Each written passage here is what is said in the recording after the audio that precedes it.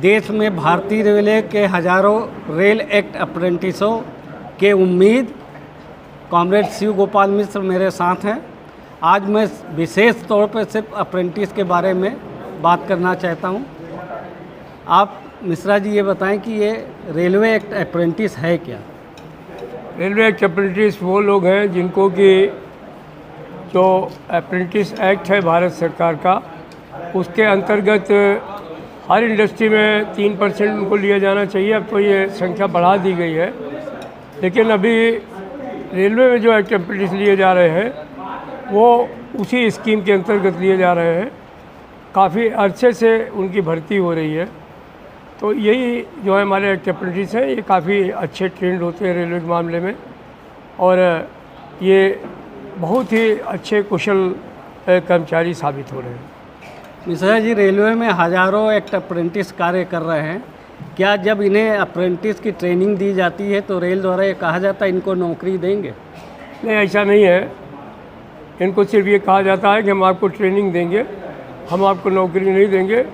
और पहले शुरू में ऐसा होता था कि ये लोग जब ट्रेनिंग कर लेते थे तो उनको रेलवे में ले लेते थे, लेकिन बाद में एक अवसर ऐसा आया कि जब 10 वर्षों तक इनको बिल्कुल नहीं लिया गया।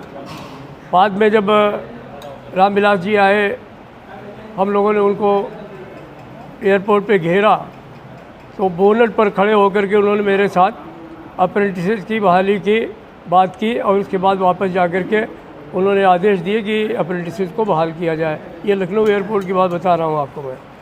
उसके बाद में करीब 70-80 हज़ार बच्चे जो हैं वो जो ट्रेनिंग किए हुए टहल रहे थे, उनको नौकरी पर लिया गया। उसके बाद में उस समय जनरल मैनेजर्स को पावर थी, और जनरल मैनेजर उनको ज़रूरत के हिसाब से अपने रेलों पर ले लेते थे, तो इसलिए वो जीएम कोटे पर भर्ती का आधार माना गया, और उनकी भर्ती हैसल फ्री तरीके से हो जाती थी। चूँकि वो ऑलरेडी रेलवे में ट्रेंड होते थे, तो इसलिए उसमें कोई दिक्कत नहीं थी, और उनको उनकी सीनियरिटी के हिसाब से रेलवे में जगह मिल जाती थी। क्या ये बच्चे रेलवे के लिए कारगर साबित होते हैं? बहुत कारगर हैं। जहाँ जहाँ ये बच्चे काम कर रहे हैं, चाहे शेडों में काम कर रहे हों, चाहे ट्रैक मशीन में काम कर रहे हों, चाहे इलेक्ट्रिकल में काम कर रहे हों, चाहे मैकेनिकल में काम कर रहे हों, चाहे डीजल में काम कर रहे हों, चाहे एसएलटी में काम कर रहे हों, या सिविल इंजीनियरिंग में काम कर रहे हों, हर अधिकारी और इनके सुपरवाइजर्स इनकी बड़ाई करते हैं।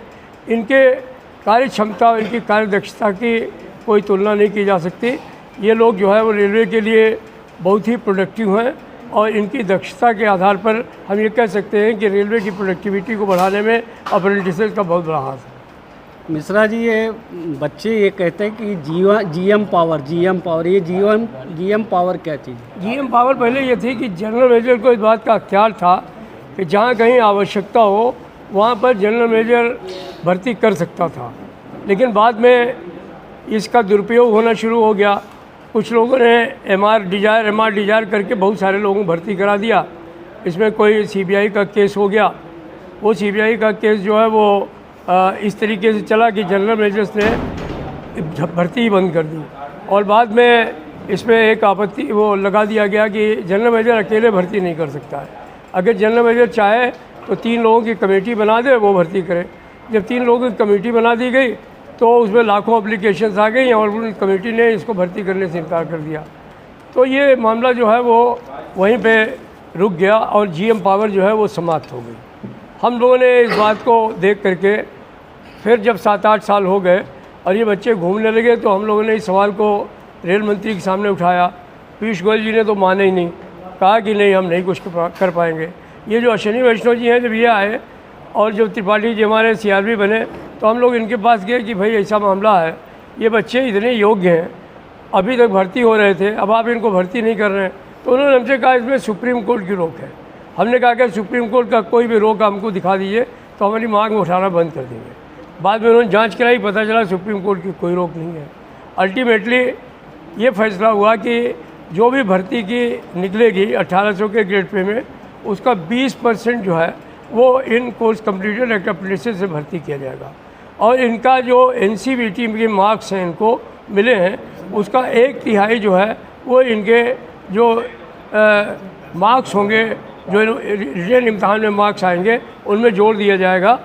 तो उससे जिसको 40 नंबर मिल जाएगा जनरल वाला वो पास हो जाएगा, और जो रिजर्व कैटेगरी के लोग हैं ओबीसी और SC ST के लोग वो 30 नंबर के आधार पर ही जो है वो भर्ती हो जाएंगे। तो अभी इस आधार पर करीब 14-15 हज़ार लोग भर्ती हुए हैं, लेकिन बहुत सारे लोग अभी भी भर्ती नहीं पाए हैं। हमारी आशा है कि अब की बार जो भर्तियां निकलेंगी उनमें ये बच्चे और मेहनत करेंगे और इम्तहान दे करके पास हो जाएंगे। 20% का फार्मूला और 1/3 का फार्मूला जो है वो परमानेंट है, उसमें कोई बदलाव अब आगे कोई नहीं कर पाएगा, उसी आधार पर भर्ती हो।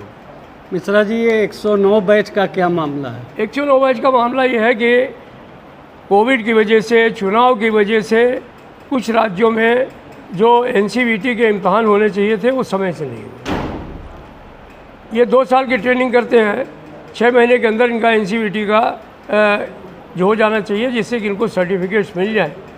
तो इन्होंने जो निकाला था 2019 में अपना एडवर्टाइजमेंट, उसमें ये लिखा था कि जो भी अप्रेंटिसेस अपना NCVT पास कर चुके हैं वो लोग इम्तहान में जो है वो भर्ती हो सकते हैं। जब हम लोगों ने मॉडिफाइड लिंक जारी कराया था, क्योंकि ये जो 1/3 जोड़ने की बात है और जो 20% की बात है, ये नोटिस निकलने के बाद हुई है। 2019 में नोटिस निकली थी और 2000 जो है वो 22 में जो है ये आदेश हुए कि अप्रेंटिसेस के लिए ये 1/3 जोड़ा जाएगा NCVT का मार्क्स का, और जो है वो जो हमारे 20% जो है और पोस्टेज जो है रिजर्व होंगे।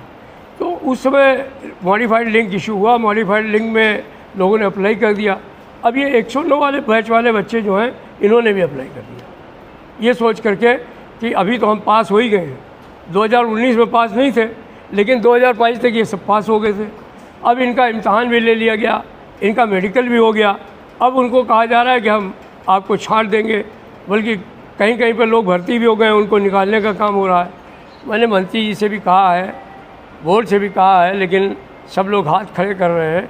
अभी भी हम जो है इस सवाल को उठाए हुए हैं। अभी हमसे कहा गया है कि अगर मिनिस्ट्री ऑफ लेबर का जो DGT है, डायरेक्टर जनरल ऑफ जो NCVT की सर्टिफिकेट इशू करता है, वो अगर लिख करके दे देगा कि ये जो इनका सिलेक्शन जो है वो सरकारी वजह से एडमिनिस्ट्रेटिव ग्राउंड पर डिले हुआ है, कोविड की वजह से या चुनाव की वजह से, तो हम निश्चित तौर पर इनके बारे में विचार करेंगे। तो बोर्ड ने हमको ये बात कही है। मुझे आशा है कि अगले हफ्ते तक DGT इस संबंध में इनके हक़ में फैसला देने वाला है, और उसके बाद बात जो है वो रेलवे बोर्ड की कोर्ट में होगी। और मुझे आशा है कि वो इनके जो अनुरूप 109 बैच के अनुरूप कोई फैसला उनको लेना चाहिए। नहीं लेंगे तो फिर हम लोग निश्चित तौर पर उनसे बातचीत करेंगे। ये थे all India railway men's federation के महामंत्री श्री शिव गोपाल मिश्र जी, जो अप्रेंटिसों के लिए इतने चिंतित रहते हैं।